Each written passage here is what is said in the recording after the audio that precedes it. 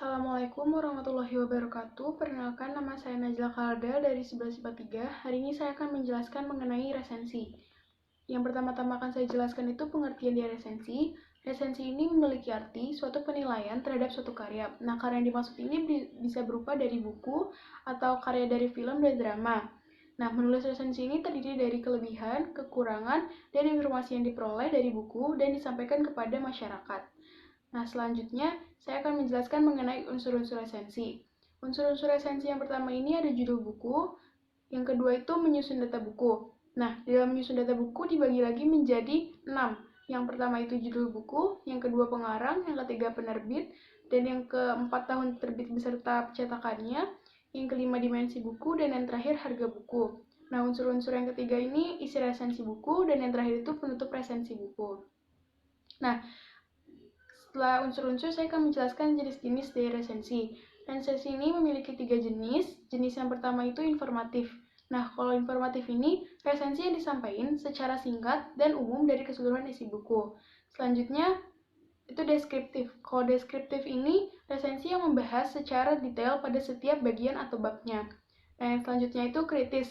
Kritis itu resensi yang mengulas detail buku menggunakan metodologi ilmu pengetahuan tertentu. Nah, isi resensi ini biasanya objektif dan kritis. Selanjutnya, itu tujuan dari resensi. Tujuan resensi yang pertama itu mengetahui kelebihan dan kekurangan buku yang diresensi.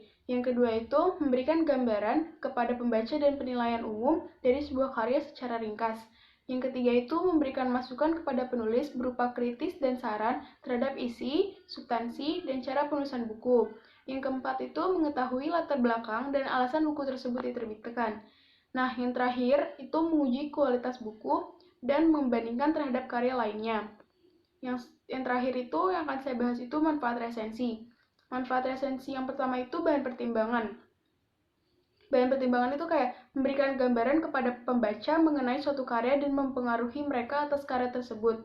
Yang kedua, manfaat dari resensi itu sarana promosi buku. Buku yang diresensi ini biasanya buku baru yang belum pernah diresensi, sehingga dengan melakukan hal ini menjadi salah satu bentuk promosi buku.